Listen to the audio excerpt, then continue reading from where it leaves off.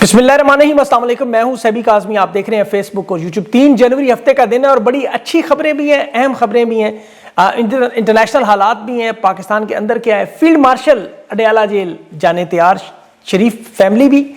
और इसकी तफसील आपको बताता हूँ, बड़ा मुख्तलिफ एंगल है इसका।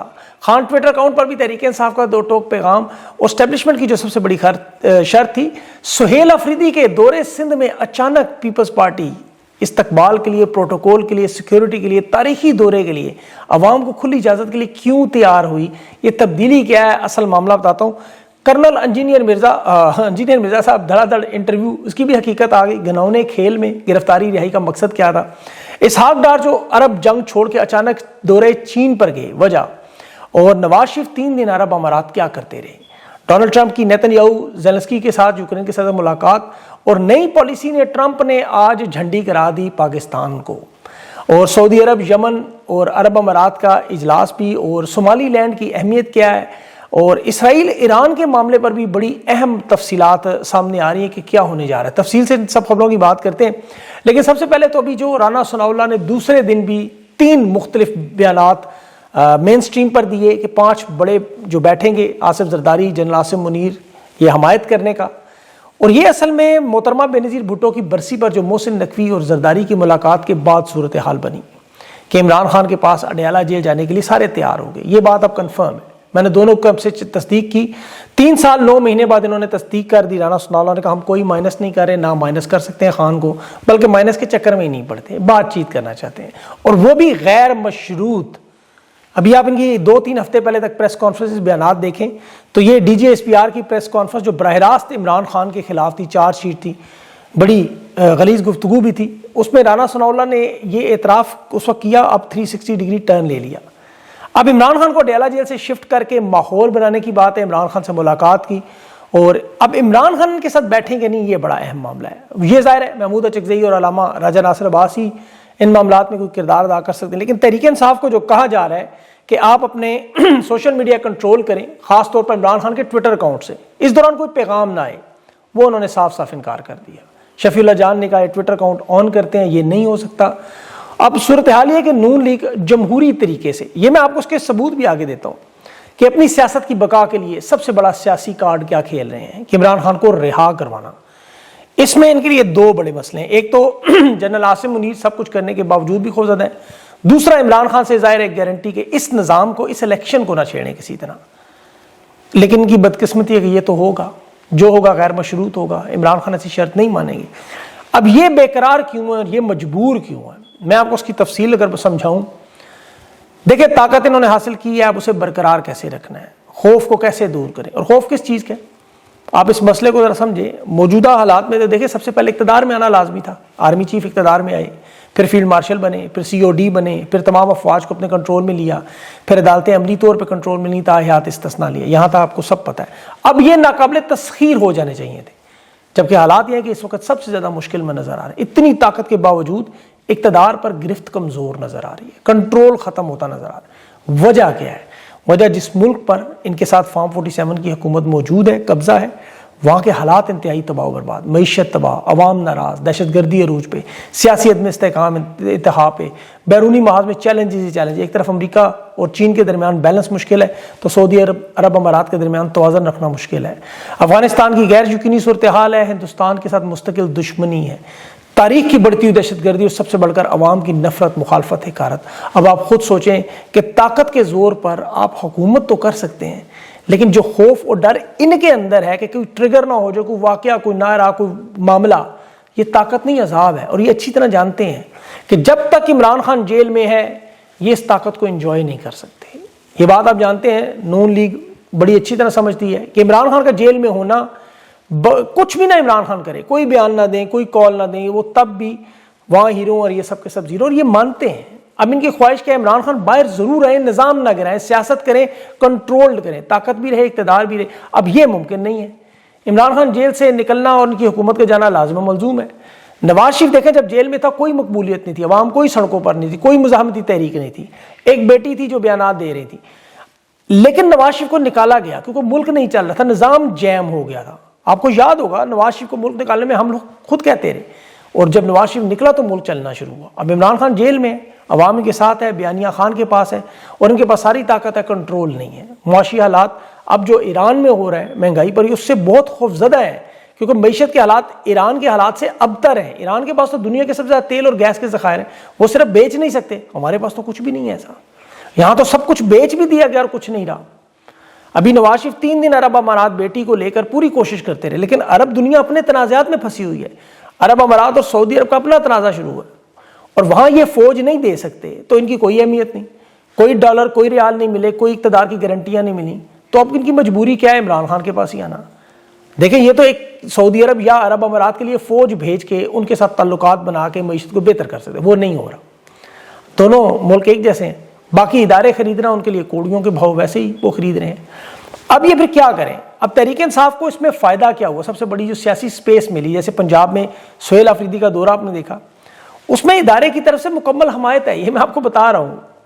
اور یہ فیلڈ مارشل کی مرضی کے خلاف ہوا, اور یہ کراچی میں بھی ہونے جا رہا ہے. وہاں یہ جو پیپلز پارٹی کے بیانات ہیں نا کہ سہیل آفریدی کو ویلکم کریں گے, پروٹوکول دیں گے, ان سے ملاقاتیں کروائیں گے, جو پنجاب میں وہ سندھ میں نہیں ہوا, یہاں کھلا ماحول ملے گا. وہ بلدیات کے ناصر حسین شاہ رابطہ کریں علیم عادل شیخ سے, وہ نوید قمر بیانات دے رہے ہیں. یہ ادارے میں بیٹھے ہوئے وہ لوگ ہیں, یاد رکھیں, جو تا حکم ثانی پہ چل رہے ہیں. پیچھے 4 امیدوار بھی ہیں. یہ اس کا ثبوت ہے کہ سی او ڈی بننے کے بعد فیلڈ مارشل کی گرفت کمزور ہوئی. ابھی میں اس کی تفصیلات میں نہیں جاتا, اس میں پھر کبھی, لیکن آپ سمجھ گئے ہوں گے. اصل معاملہ یہ کہ جن پہ ان کا ایک تکیہ تھا, جن پہ دار و مدار تھا اقتدار کا, ڈونلڈ ٹرمپ, وہ بھی غیر روایتی اور غیر ناقابل یقین حرکت کسی بھی وقت ہو سکتی ہے.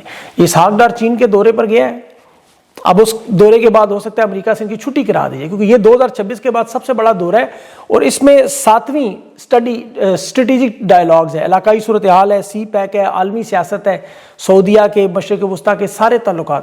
چین نے اپنی خارجہ پالیسی کی کھل کے لائن بتانی ہے کہ یہ شہد سے میٹھی ہوگی, ہمالیہ سے اونچی ہوگی یا نہیں.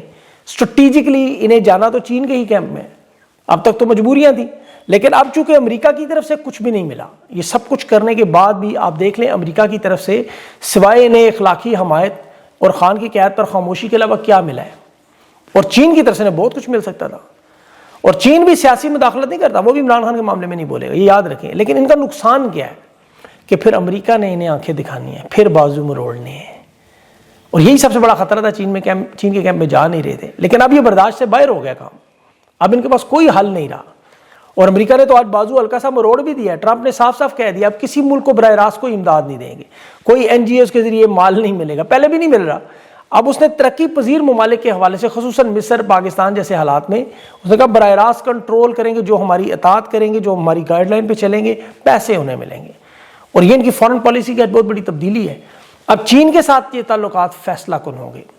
آپ ایک خبر سے اندازہ کر لیں, آپ کو اندازہ ہو جائے گا کہ برآمدات کی کمی کے بعد جو سب سے بڑا تجارتی خسارہ وہ 19 ارب ڈالر سے تجاوز کر گیا. اسٹیٹ بینک کے ذخائر میں جو پیسے ہیں وہ 1 سے 2 مہینے کا امپورٹ بل بھی نہیں ہے. اس کے بعد تو دیوالیہ ہی ہے. اب آپ امریکہ سے IMF کی قسط تو مل جاتی ہے, قرضہ تو مل گیا, اس کے باوجود کام نہیں چل رہا. صرف افغانستان کی تجارت بند ہونے سے 80 ارب روپیہ مہینہ صرف پنجاب کو نقصان ہو رہا ہے. 3 ارب کا تو ویسے ہی ہو گیا. اب 8 فروری کی تحریک انصاف کی کال میں جو خیبر پختونخوا کے صرف روڈ بند ہوئے, 3 دن تو معیشت نے ختم ہو جانا ہے. یہ پنجاب کے راستے جو KP کی طرف آتے ہیں, یہ صرف 3 دن بند ہوئے تو حکومت گر جائے گی. یہ اتنی بڑی بات ہے, معیشت گھٹنوں پہ آ جائے گی. اور اس کے بعد پھر ظاہر ہے پاکستان کی عوام کو جب غذائی چیزیں نہیں ملیں گی, خوراک نہیں ملے گی, تو وہ ایران کی طرح سڑکوں پہ ہوں گے. اب یہ بات اسٹیبلشمنٹ بڑی اچھی طرح جانتی اور سمجھتی ہے, اور یہ کوشش کر رہے ہیں کہ کوئی ایسا راستہ نکلے کہ انہیں فیس سیونگ, سیف ایگزٹ بھی ملے اور یہ سارا معاملہ حل بھی ہو. اس میں اب یہ جو تازہ ترین کوشش ہے یہ اسی لیے آپ کو نظر آ رہی ہے. اب دیکھیں اس میں 2 مسائل ایسے ہیں جس پہ ان کا بظاہر کوئی حقیقی کنٹرول نہیں ہو سکا. ظلم و جبر کی داستانیں ایک تو عوام کے سامنے جب ہم رکھتے ہیں بڑی تکلیف ہوتی ہے. حمود الرحمان کمیشن رپورٹ ہو, مشرقی پاکستان ہو, پاکستان کے معاشی حالات ہوں, ڈکٹیٹرز کے جرائم ہوں, وزراء اور طاقتور حلقوں کے بیانات ہوں, ان کی منافقت کا جب پردہ کھولا جائے تو ظالم کو بڑی سخت تکلیف ہوتی ہے, اسے بھی, اس کے حامیوں کو بھی. اور اس میں سوشل میڈیا کا بڑا اہم کردار ہے, کیونکہ دنیا کا اصول ہے نا, جب مقتول قاتل کے گھر کے باہر چیخیں, پیٹے, روئے, تو آوازیں پھر دنیا کے سامنے بھی بے نقاب کرتی ہیں, ان کی راتوں کی نیندیں بھی حرام کرتی ہیں. یہ آپ کی آوازیں اسی لیے تو بند کرتے ہیں, ورنہ کیا مسئلہ ہے؟ کبھی طاقت سے, کبھی سزاؤں سے, کبھی جیلوں سے, کبھی تشدد سے, کبھی میڈیا سے. یہ کیوں کرتے ہیں؟ کہ ایک تو جرائم پہ پردہ اٹھتا ہے, دنیا دیکھتی ہے. پھر ان کا بیانیہ نہیں بن سکتا کہ ہم بڑے پرامن ہیں, ہم عقل مند ہیں, ہم مقبول ہیں. یہ دیکھیں خوف سے دو ہتھ کنڈے جو استعمال کیے جاتے ہیں نا, ایک پہلے اپنے لیے تعریفیں کرواتے ہیں, اپنے حق میں بیانیہ بناتے ہیں عوام کو تاکہ باور کرائیں کہ جی دیکھیں ہم بڑے مقبول ہیں, حالانکہ سب کو پتہ ہے حقیقت. یہ تمام ادارے, قانون, میڈیا, نظام قابو میں لانے کے بعد عوام میں صرف مقبولیت نہیں پا سکے, اور یہی وہ میدان ہے جہاں یہ بار بار شکست کھاتے ہیں کہ ایک طرف عمران خان کا نام, اس کا مقبولیت کے عالمی ریکارڈ بن رہے ہیں, اس کی تصویر, آواز سوشل میڈیا سے گراؤنڈ تک لوگوں کے دلوں میں, ان کے گھروں میں. دوسری طرف یہ ہے کہ عوام کے دلوں میں نفرت ہے, حقارت ہے, تحقیر ہے, صبح دوپہر شام نظر آتی ہے. اب اس خلا کو پر کرنے کے کبھی گلوکار بلا لیں, کبھی اداکار بلا لیں, کبھی مولوی بلا لیں, کبھی صحافی بلا لیں, کبھی کھلاڑی بلا لیں, کبھی وہ نوجوان بچوں تک کو استعمال کریں کہ مصنوعی مقبولیت کا تاثر دیں. یہ کرنل انجینئر علی مرزا صاحب عالم دین اڈیالہ جیل میں ایک بوگس مقدمے میں 100 دن گئے. لوگوں نے ہمدردی کی, ہم سب لوگوں نے بھی اس پہ افسوس کیا. پہلے تو ان سے سوال پوچھا جائے, 295C کا کیس بغیر ٹرائل کے ضمانت کے آپ رہائی کیسے ہوئی, جس میں لوگ برسوں سے پڑے ہوئے ہیں, خود یہ بتا رہے تھے ضمانت ناممکن نظر آتی ہے. یہ اتنے بڑے قیدی کیسے بن گئے کہ نے عمران خان کے ساتھ ڈیرہ جیل میں ساتھ والی چکی میں قید کیا کہ یہ بیٹھ کے وہاں ساری گفتگو سنیں. عمران خان کھاتے کیا ہیں, ان کی ذہنی حالت کیا ہے, ان کی جسمانی حالت کیا ہے, ان کے پاس مشقتی ہے, وہ دھوپ بھی سیکتے ہیں, ٹی وی اخبارات بھی پڑھتے ہیں, ان کی ذہنی حالت بھی نہیں ٹھیک. مجھے تو خطرہ تھا یہ کہ عمران خان کے پیشاب کا رنگ بھی نہ بتا دیں پیلا, کہ پانی نہیں پیتے زیادہ. مطلب اب ان کی باتیں سنیں نا, خان کی قید کو ایسے پیش کر رہے ہیں وہ کسی محل میں رہ رہا ہے, وہاں فرانس کے کیک آ رہے ہیں, مصر کے زیتون کے تیل آ رہے ہیں, جاپانی ویگیو سٹیک کھا رہا ہے عمران خان. یہ وہی پرانی واردات جو ہر دور میں ہر ظالم قید کو عیاشی کر کے بتاتا ہے. کیونکہ نواز شریف, زرداری, مریم نواز کی جیلیں سہولت گاہیں تھیں, انجینئر صاحب کو بھیجنا نکالنا یہ وہی مقصد تھا سارا.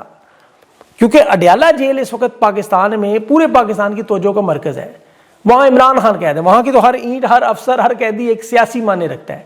تو یہ انجینئر صاحب سے سب سے پہلے تعریف کس کی گئی, اڈیالہ جیل کے سپرنٹینڈنٹ عبدالغفور انجم کی, کہ جی بڑا پڑھا لکھا, مذہب کا, ادب کا شوقین, لٹریچر پڑھنے والا.